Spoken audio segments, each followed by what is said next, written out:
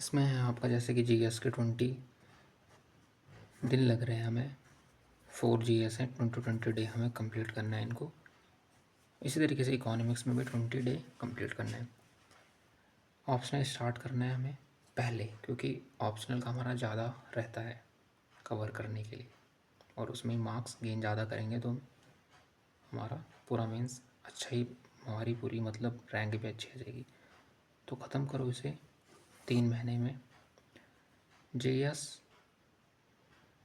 और प्री और mains, pre को कंपेयर और जीएस को भी कंपेयर करके रखो। मतलब जीएस भी लिंक करना चाहिए, इस मतलब तीनों लिंक करो एक तरीके से, क्योंकि प्री में देखो ऐसा होता है ना, एमसीक्यूज बेस्ड ज़्यादा क्वेश्चंस आते हैं, तो उसी तरीके से जीएस में हमें थियोरेटिकल पार्ट पढ़ना होता है, तो वो हमारा बेस्ट है उसके लिए।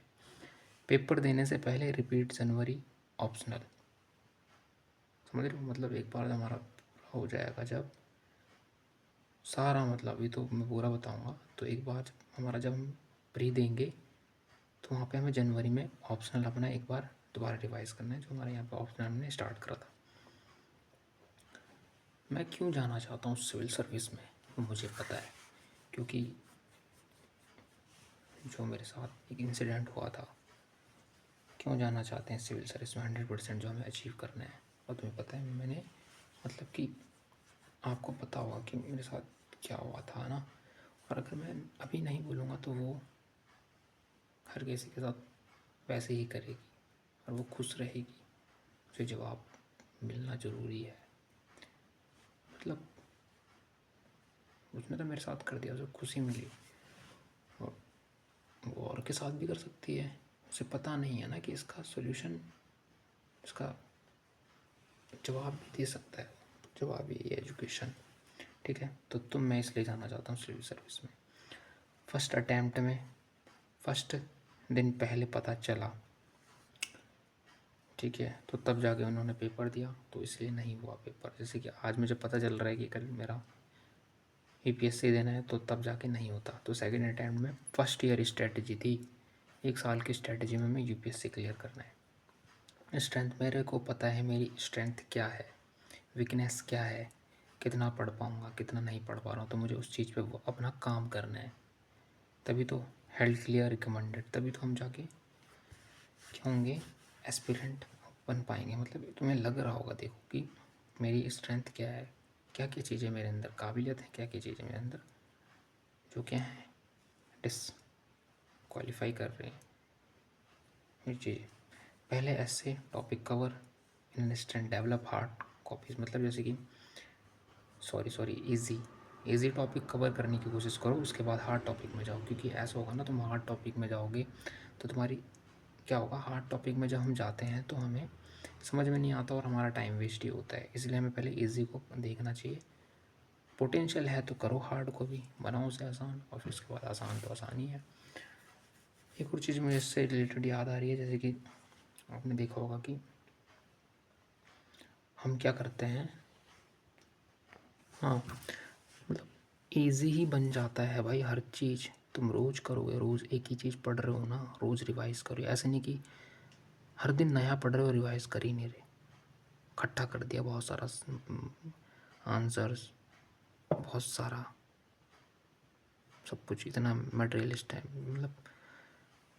मतलब जो काम का भी नहीं वो भी इकट्ठा, तो बेकार है फिर वो। मतलब रोज़ पढ़ो, चाहे एक टॉपिक को तुम 2 दिन लगा रहे हो, बट उसे रिवाइज करो अच्छे से, तभी जाके एग्ज़ाम क्लियर होता है। मतलब मैं समझा रहा हूँ कि किस तरीके से हमें किंग बन सकते हैं अपने काम के प्रति। हमें अपने काम से प्रेम होना चाहिए बस, ठीक है। एथिक्स है, एथिक्स भी बहुत इम्पोर्टेंट है। 45 डेज़ कंप्लीट करना है इसको हमें, ठीक है। 1.5 मतलब 1 महीना 15 दिन, तो 10 दिन हमें इसको इस तरीके से बांटना है सिलेबस को, तब जाके ऑप्शनल, फिर आंसर राइटिंग। 1 महीने पहले एग्ज़ाम से लास्ट मंथ रिवाइज्ड, मैंने पहले बोल दिया, जो ऑप्शनल मैंने बताया था ना कि लास्ट मंथ रिवाइज ही करना है हमें सब चीज़। लास्ट मंथ रिवाइज 30 डे हमें रिवाइज को देना है, मल्टीपल टाइम्स रिवाइज करना है। एक्स्ट्रा टाइम नहीं डालना चाहिए हमें किसी भी काम के लिए, किसी भी एक्स्ट्रा टाइम डालो ही मत, क्योंकि देखो ऐसा होता है ना, तुम एक्स्ट्रा टाइम डालोगे किसी चीज़ में तो यूजलेस है। एक बार डालो, अच्छे से डालो, दिमाग इधर उधर मत भटकाओ किसी चीज़ में, फालतू चीज़ें सोच रहे हो या लड़की के बारे में, तू बेकार ही है, टेंशन ले रहे हो बेफजूल की। काम करो अपना, उस सिलेबस उठाओ, पढ़ो उसको, उसे पानी बनाओ। मेरी प्रिपरेशन में सब कुछ पढ़ के यह कमी रह गई, तब पढ़ो एक्स्ट्रा बुक, समझ रहे हो? एक्स्ट्रा बुक तभी पढ़ो जब पता चले कि मेरी प्रिपरेशन में कमी रह गई कुछ ना कुछ। ऐसे नहीं कि एक्स्ट्रा बुक पढ़े जा रहे हो, कम पढ़ो और स्मार्टली पढ़ो। फर्स्ट टाइम में कोई 5-10 बुक नहीं पढ़ता, स्मार्टली सोचो, दिमाग लगाओ। कोई स्पून फीड नहीं कर रहा कि ये पढ़ो, स्मार्टली पढ़ो भाई। फॉर एग्जाम्पल समझो, अंडरस्टैंडिंग करो, ठीक है, समझो, अंडरस्टैंड करो उसको, मतलब समझो बेसिक कॉन्सेप्ट क्या है। ऑनेस्टली बहुत जरूरी, ईमानदार होना बहुत ज़रूरी, क्योंकि खुद के लिए ईमानदार हो। वो तुम फ़ोन हो, ठीक है, और लड़की हो, तो वो सब चीज़ें में तुम्हें स्मार्ट ऑनेस्ट होना ही ज़रूरी है। आंसर राइटिंग रेगुलर करो, हर रोज़, हर रोज़ करो। ये सोच रहे हो कि आज मैं पढ़ लेता हूँ, वहाँ छोड़ो आंसर राइटिंग, भाई करो ना आंसर राइटिंग, दिमाग से हटाओ, टॉपिक कवर ओनली। मतलब ऐसे नहीं, तुम सोच रहे हो कि 10 घंटे पढ़ूंगा, कुछ करा ही नहीं। टॉपिक को कवर करना सीखो। 8 घंटे पढ़ रहे हो तो अपना सिलेबस का टॉपिक वो कवर होना चाहिए, आपका पूरा कवर होना चाहिए। फर्स्ट ईयर पढ़ाई इतनी होनी चाहिए कि 50 क्वेश्चन से 45 आंसर करने आने चाहिए आपको, मतलब तुक्के नहीं होने चाहिए। ऐसे नहीं कि आप तुक्के मारे, पता है ना, तुक्के तभी होते हैं जब हम पढ़ते नहीं। तो इतना पढ़ो कि आप एग्ज़ाम को क्वेश्चन अटैम्प्ट कर सको, इतना तुम्हें अपने पे कॉन्फिडेंस होना चाहिए।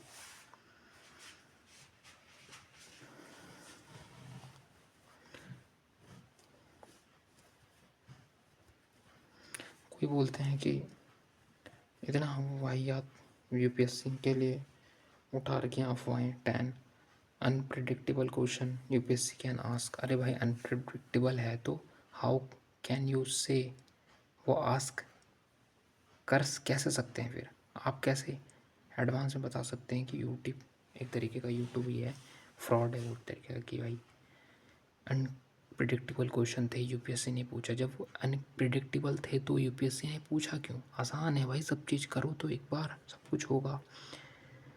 इमोशंस पे स्टूडेंट के खेल रहे हैं। मैंने बताया था एक, जो हमने एक इंटरव्यू में देखा था, कि भोले वाले छात्रों को कोचिंग इंस्टीट्यूट खरीदते हैं, 1.5 लाख उनकी फ़ीस होती है, उनको एक तरीके माइंड वॉश करते हैं, उन्हें कंटेंट भी नहीं देते और टीचर गुम हो जाते हैं उनके भट्टा बिठा के, क्योंकि उनको बेनिफिट हो रहा है। 10 बच्चे भी आएंगे तो कितने होंगे? 10 लाख हो गए उनके। 10 लाख, हालांकि कम ही बोल दिया मैंने, 15-15 लाख हो रहे भाई वो टोटली। तो सोचो उनका जो बेनिफिट होगा, तो तुम तो फंस जाओगे और तुम पढ़ रहे होगे फिर वही वो पटांग सिलेबस, तो वो बेनिफिट नहीं रहेगा मेरे हिसाब से, ठीक है। अब क्या है, तेरे से नहीं होगा। जैसे कि मैंने एक फ्रेंड्स था मेरा, वो बोल रहा है कि भाई एसएससी एसएससी की तैयारी मत कर, बोल रहा है इसमें मैथ्स टफ है, मैथ्स आती है, इंग्लिश, रीजनिंग और जीएस। तुम्हें पता है मैथ्स कितनी हार्ड होती है? अब इससे कंपैरिजन कर रहा हूँ सीडीएस से उसका। सीडीएस में कैसे पूछते हैं, बोल रहे हैं इसमें बहुत ज़्यादा कंपटीशन है, सब मत कर। तो ऐसे लोगों से दूर रहो भाई, पहले फ़ोन मत उठाओ, दोस्ती छोड़ दो, ऐसी अपना पढ़ाई करो बस। मेरे से नहीं होगा इंग्लिश स्पीकिंग, बता, बात बंद कर दो उससे, सॉरी हैं। तेरे से नहीं होगा तो हिंदी मीडियम का है, या तो इंग्लिश कैसे बोल देगा यूपीएससी जैसे पहले की मेरे लिए उसमें बोलते थे, एनडी में ये होता है, गौरव बोलता था। तो भाई पढ़ो बस, बस मेहनत गलत करना। जोग्राफिक डिस्कशन गलत लेना, डिसीजंस मतलब एक टाइप की गलत मत लो, जो भी वो करो उसे शिद्दत से करो, टू अटैम्प्ट, ठीक है। सेल्फ कॉन्फिडेंस होना चाहिए आपके अंदर, जो आपका सेल्फ कॉन्फिडेंस ही आगे ले जाएगा आपको। क्यों करना चाहते हो, आपका क्या टारगेट था, आपका क्यों करना चाहते हो आप यूपीएससी सिविल सर्वेंट में क्यों जाना चाहते हो? क्या वो आपका एक मोड था वहाँ पे? क्या आपके फेसेस थे? क्या आपने पे बीती थी उस दिन, वो याद करना है। सिमुलेटेशन मतलब स्ट्रगल को फेसेस करना सीखो, रिसोर्सेज के पीछे मत भागो, मतलब कि ऐसो आराम के पीछे मत भागो, मेहनत करना सीखो कंडीशंस हालातों में रह करके। जैसे कि पंखे में आप एसी में बैठोगे, पंखे में बैठोगे तो एग्ज़ाम में जाके पसीने बहाते हुए पता नहीं चलेगा आपको। मेहनत क्या चीज़ होती है उसे फेसेस करना सीखो, डाउन टू बी अर्थ रहो। Okay, thanks.